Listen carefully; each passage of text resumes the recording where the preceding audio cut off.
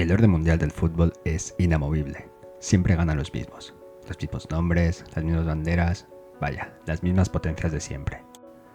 Sin embargo, un grupo de jóvenes futbolistas nacidos en la mitad del mundo nos hace inevitable la pregunta: ¿puede realmente Ecuador ganar el Mundial de Fútbol? La respuesta rápida es no.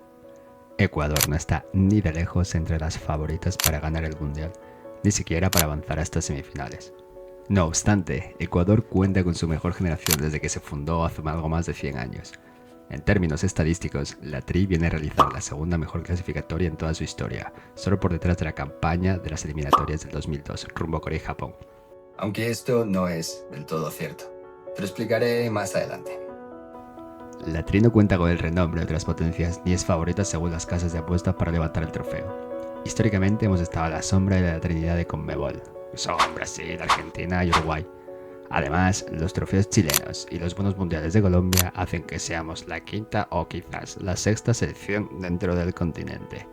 Vale, y con todo este contexto en mente, ¿es real la posibilidad de que Ecuador gane un mundial de fútbol? ¿Qué supondría esto para el país en términos políticos y sociales?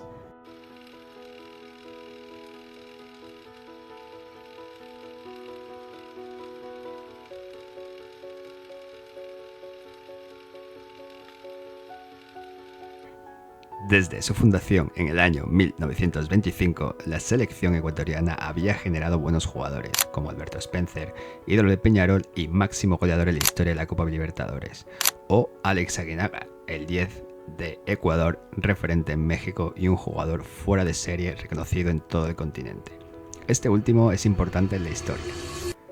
Para el año 1998, Ecuador había fracasado en todos sus intentos de viajar a la sede mundialista. Desde las eliminatorias rumbo a Francia 98, todas las selecciones se enfrentaban entre sí, asegurando 18 partidos donde los 4 primeros avanzaban, el quinto iba a la repesca y el resto se quedaban fuera. Ecuador quedó en sexto lugar, a tan solo 4 puntos de Chile, último clasificado para la repesca. Sin embargo, a pesar de la eliminación, lo más importante fue la sensación de que sí se puede. Una generación de jóvenes talentos liderados por Hernán Darío Bolillo Gómez estaba preparando una enorme alegría para nuestro país 4 años después. Retrocedamos en el tiempo. Año 2001, 4 de la tarde, 7 de noviembre. Lugar, el Estadio Olímpico Atahualpa. Para la fecha 17 de las eliminatorias sudamericanas rumbo a Corea y Japón, el conjunto dirigido por el Bolillo Gómez ocupaba la tercera plaza empatada a 30 puntos con Paraguay. El rival, nada más y nada menos que una bicampeona del mundo, Uruguay. No puntuar contra los charrúas obligaba a definir la clasificación mundialista de visitante ante Chile, y en caso de fracasar allí, esperaba la Australia de Harry Kewell de la repesca. El panorama no era muy prometedor en caso de no puntuar. La cosa no podía ir peor. Penalti para Uruguay en la primera parte que Nicolás Olivera cambiaba por gol. 0-1 de ventaja para Uruguay.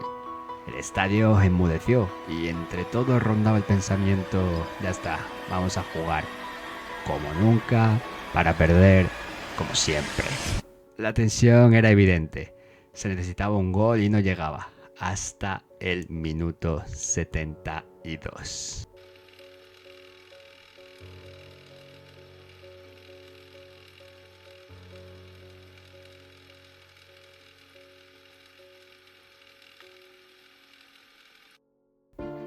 Ese minuto fue mágico. El balón le cae en la banda al 10, Alex Aguinaga, quien levanta la vista y dibuja un centro perfecto que cava en la cabeza de Iván Caviedes, el Nine.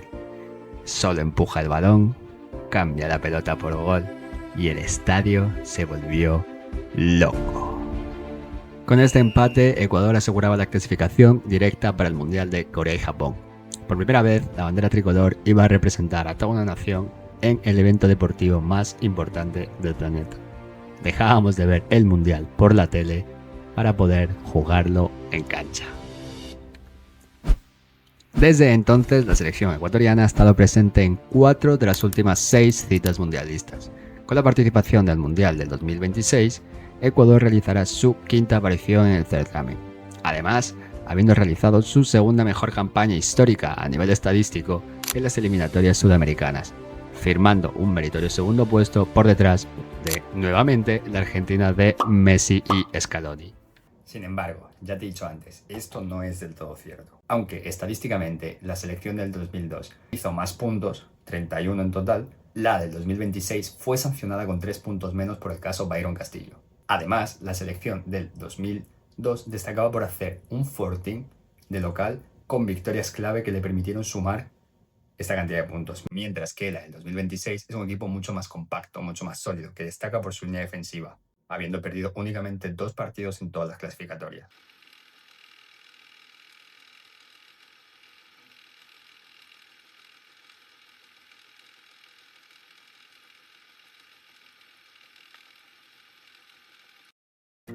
Ecuador empezó el camino hacia 2026 con una mochila de 3 puntos menos. El caso Byron Castillo era una mochila que complicaba la tarea desde el principio. La clasificación a priori no parecía un reto. Con el nuevo cambio de formato del Mundial, 6 selecciones pasan de manera directa y la séptima se va a la repesca. De todas maneras, una buena plaza te puede facilitar la vida en el sorteo porque, como veremos más adelante, los cruces lo definen todo. Entre los mejores momentos de la tri en este camino al Mundial de Canadá, México y Estados Unidos de 2026 encontramos una victoria como local ante Uruguay. Félix Torres, el central, remontó un partido con un doblete que borraba la deuda de 3 puntos con la FIFA. Frente a Bolivia, la selección asaltó el fortín de la paz con goles de Kendry Páez, quien se convirtió en el jugador más joven de la historia en anotar en eliminatorias sudamericanas, y un agónico gol en los últimos minutos de Kevin Rodríguez. Como visitante, Ecuador acudió a Barranquilla, donde no ganaba desde hace 59 años, y Ener Valencia se vistió de Maradona para anotar un golazo que, junto a la estelar actuación del portero Galíndez, sirvieron para sumar los 3 puntos en territorio cafetero. Como guinda al pastel, Ecuador ganó 1-0 a Argentina, ya clasificada, pero que bueno, nunca deja de ser Argentina. Vale, ganarle 1-0 a Argentina fue la guinda del pastel, como he dicho, en una clasificación gloriosa.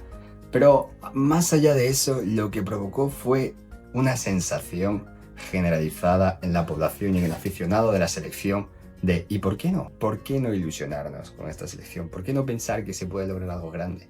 Una vez terminadas las eliminatorias, Ecuador avanza al Mundial como segunda de la clasificación, superada solo por Argentina.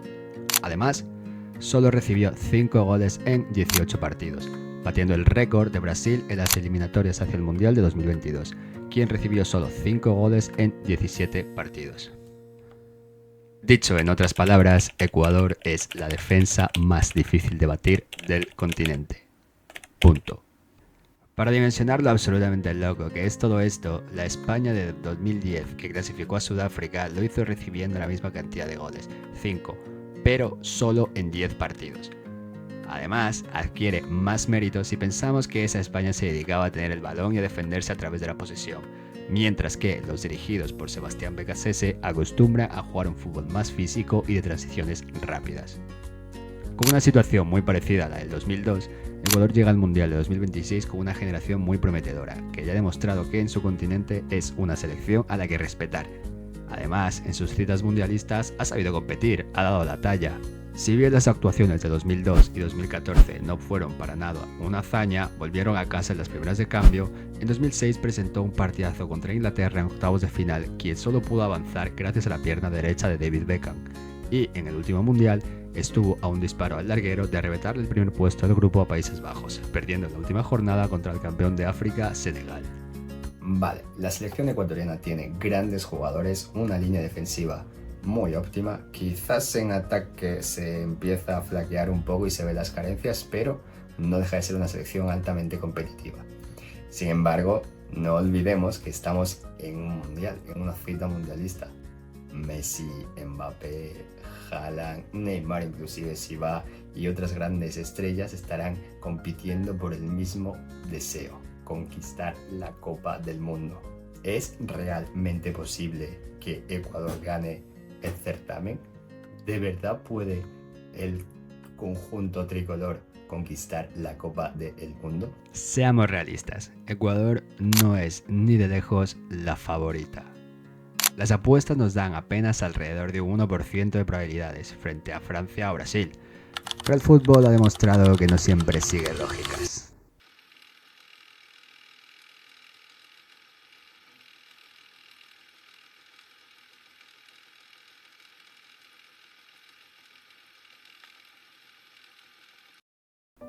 En el Mundial de 2022, Marruecos llegó a semifinales habiendo recibido un único gol en todos sus partidos. Además, lo hizo en propia puerta. En la Eurocopa 2024, Grecia fue campeona de Europa ganando todos sus partidos de eliminación 1-0.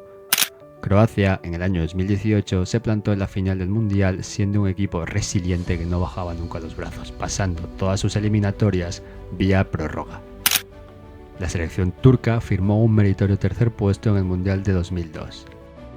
¿Qué comparten estos equipos en común?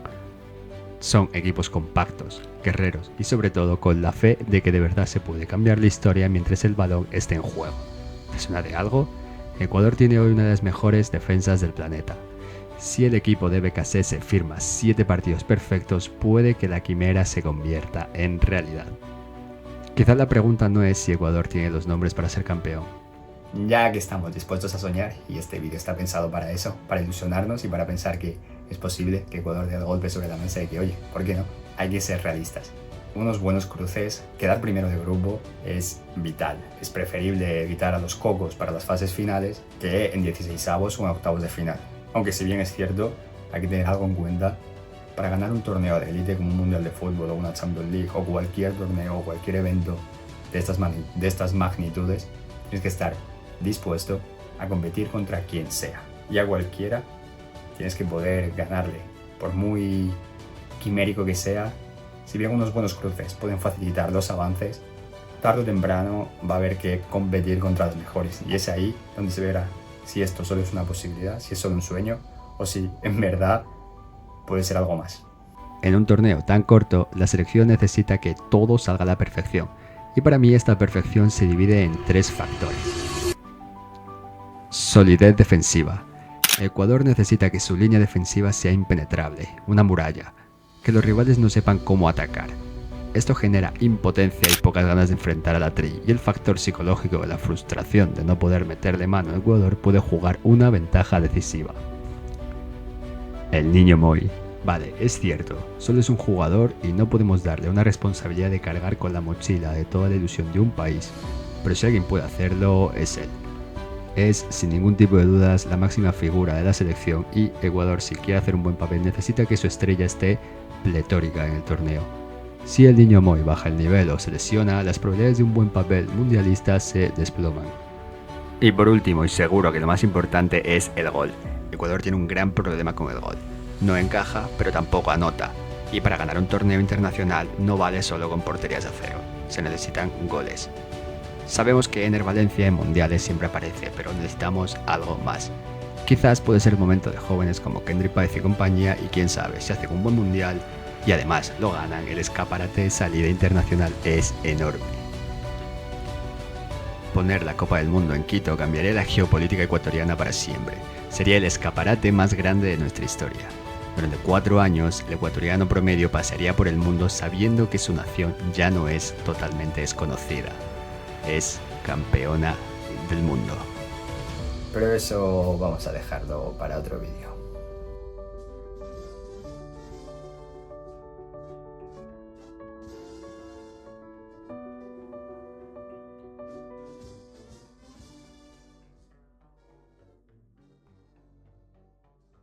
Suscríbete, Pluto. Apoya al canal.